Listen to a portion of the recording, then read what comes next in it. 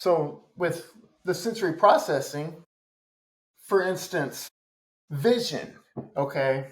So you have the retina to lateral geniculate nucleus, and this is a little relay station on the thalamus. All vision will hit here. And from here, it kind of just branches off. So each stop is just recruiting more and more brain regions, essentially, is a good way of looking at this. So from here, we can go to the superior colliculus. We've covered that in the autism and eye movements episode. This is a very cool region. It's a very fascinating, powerful region. We'll talk about the inferior colliculus soon with auditory. And then V1, the visual cortex, V1 through V4, making sense of what is being seen. And then things like the amygdala for the low road, and also the thalamus. It'll hit the thalamus. But it hits these regions, so let's say the eye, the retina here, sends it back to the thalamus, and on the back part is the lateral geniculate right here. Lateral geniculate, and then the superior colliculus is down here. It's like a little noodle shape in the midbrain. The mesencephalon is here. Okay, so we kind of have the pons, the brainstem. It's at the top of the brainstem. And this is the thalamus, kind of in the middle of the brain. So it will also go to the superior colliculus, will recruit back up to the frontal eye fields, which are up here. So if we had the brain here, cerebellum, sorry, Dr. Reza Shadner, that's a bad drawing of the cerebellum, right? And then if we just outline the brain here, the temporal lobe, we're coming in here like this, so forth. And then back here is the occipital lobe, right? So V1 through V4, it's kind of hitting here really fast. And then up through here is the parietal. And remember the visual thinking episode. There's a little nucleus here, about right here, called the precuneus.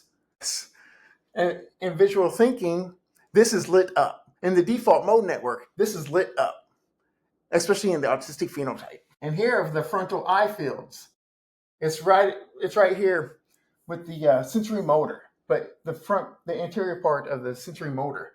So the superior colliculus here has to reach all the way up to here, and that's a distal connection, and that's what I'm talking about.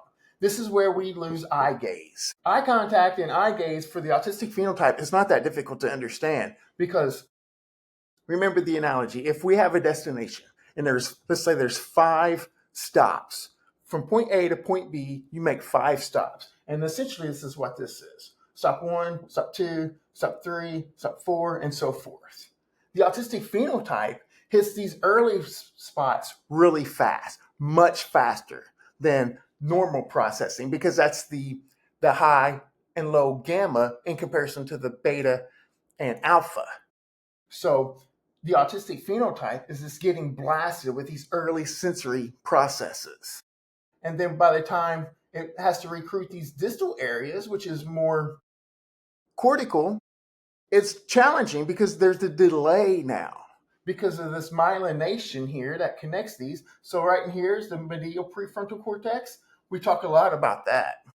This is huge. This is adaptive responses. When you're navigating the world and you're making good decisions and healthy decisions, and you can fit in with the ever-changing flow of society, your medial prefrontal cortex is leading the way. And also the dorsal lateral, which is more up here, and the orbital prefrontal, which is right here, just right here. So orbital, kind of medial in the middle, and then this outer surface is the dorsal lateral. This leads the way, and it will instruct the subcortical areas on what to do, how to respond, and so forth. Okay, that's a long wind about the sensory processing. But the thing to know here is these early regions of the sensory inputs coming in are just so fast for the autistic phenotype in comparison to so-called the normal or the typicals.